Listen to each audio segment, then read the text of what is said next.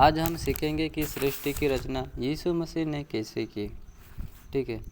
आदि में परमेश्वर ने आकाश और पृथ्वी की सृष्टि की।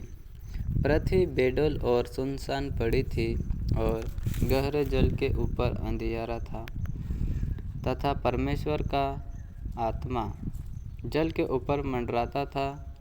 जब परमेश्वर ने कहा उजियाला हो तो उजियाला हो गया। और परमेश्वर ने उजियाले को देखा कि अच्छा है, और परमेश्वर ने उजियाले को अंधियारे से अलग किया। और परमेश्वर ने उजियाले को दिन और अंधियारे को रात कहा। तथा सांझ हुई, फिर भोर हुआ। इस प्रकार पहला दिन हो गया। फिर परमेश्वर ने कहा जल के बीच एक ऐसा अंतर हो कि जल दो भाग में हो जाए। तब परमेश्वर ने एक अंतर को बनाकर उसके नीचे के जल को उसके ऊपर के जल को अलग किया, और वैसा ही हो गया। और परमेश्वर ने उस अंतर को आकाश कहा। तथा सांझ हुई, फिर भोर हुआ। इस प्रकार दूसरा दिन हो गया। फिर परमेश्वर ने कहा आकाश के नीचे जल का एक स्थान में इकट्ठा हो जाए और सूखी भूमि दिखाई दे, और वैसा ही हो गया। परमेश्वर ने सूखी भूमि को पृथ्वी कहा तथा जो जल इकट्ठा हुआ उसको उसने समुद्र कहा। और परमेश्वर ने देखा कि अच्छा है। फिर परमेश्वर ने कहा पृथ्वी से हरी घास तथा बीज वाले छोटे छोटे पेड़ और फलदायी वृक्ष भी, जिनके बीज उन्हीं में एक एक की जाति के अनुसार है, पृथ्वी पर उगे। और वैसा ही हो गया।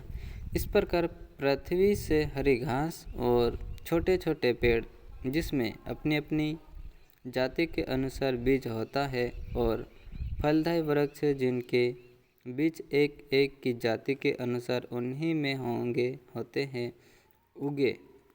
और परमेश्वर ने देखा कि अच्छा है।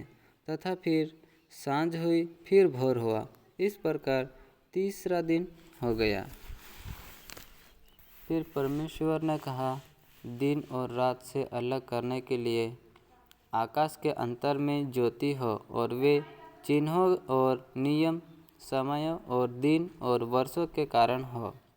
और वे ज्योतियाँ आकाश के अंदर में पृथ्वी पर प्रकाश देने वाली भी ठहरे।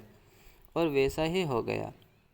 तब परमेश्वर ने दो बड़ी ज्योतियाँ बनाई। उनमें से बड़ी ज्योति को दिन पर प्रभुता करने के लिए, और छोटी ज्योति को रात पर प्रभुता करने के लिए बनाया। और तारागण को भी बनाया। परमेश्वर ने उनको आकाश के अंदर में इसलिए रखा कि वे पृथ्वी पर प्रकाश दे तथा दिन और रात प्रभुता करें, और उजियाले को अंधियारे से अलग करें। और परमेश्वर ने देखा कि अच्छा है। तथा सांझ हुई, फिर भोर हुआ। इस प्रकार चौथा दिन हो गया। फिर परमेश्वर ने कहा जल जीवित प्राणियों से बहुत ही भर जाए, और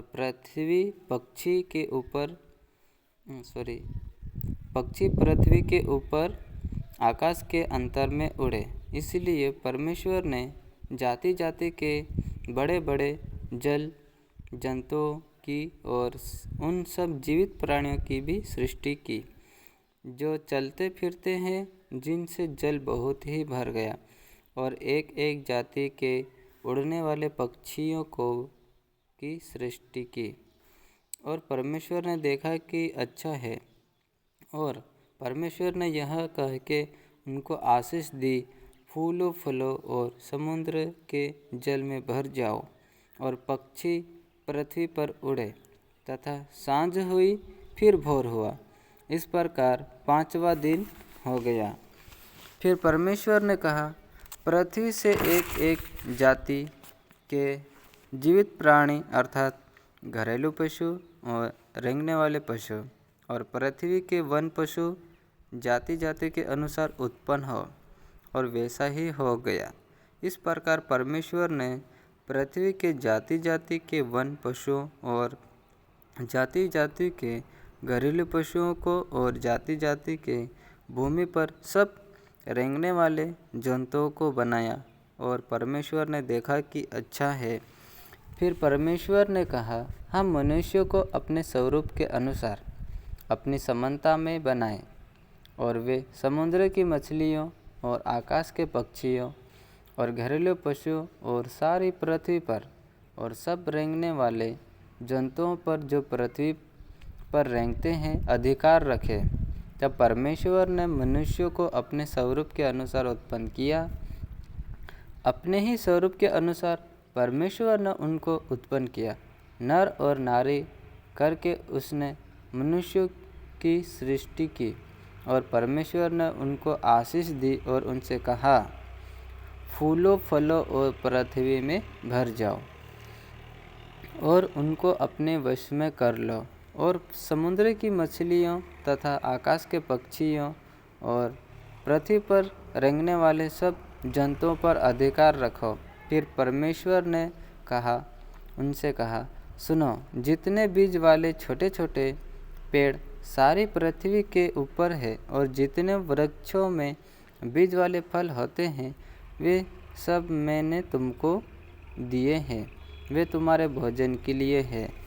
और जितने पृथ्वी के पशु और आकाश के पक्षी और पृथ्वी पर रेंगने वाले जंतु हैं जिनमें जीवन का प्राण है, उन सब के खाने के लिए मैंने यह सब हरे हरे छोटे पेड़ दिए हैं। और वैसा ही हो गया। तब परमेश्वर ने जो कुछ बनाया था सबको देखा तो क्या देखा कि बहुत ही अच्छा है, तथा सांझ हुई फिर भोर हुआ। इस प्रकार 6वां दिन हो गया।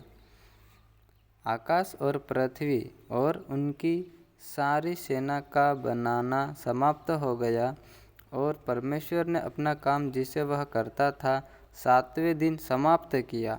और उसने अपने किए हुए सारे काम से 7वें दिन विश्राम किया। और परमेश्वर ने 7वें दिन को आशीष दी और पवित्र ठहराया, क्योंकि उसमें उसने सृष्टि की रचना की और अपने सारे काम से विश्राम लिया।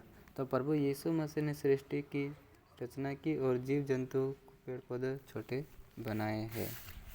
हम आगे और पढ़ेंगे कि मनुष्य की उत्पत्ति कैसे हुई, ये अगली वीडियो में हम लाएंगे। अगर आप हमारे चैनल में नए आए हैं तो सब्सक्राइब कर लीजिए और बेल आइकन वाला प्रेस बटन दबाकर ज्वाइन हो जाइए और इस वीडियो को लाइक एक ज़रूर देना और अच्छा सा प्यारा सा कमेंट करें।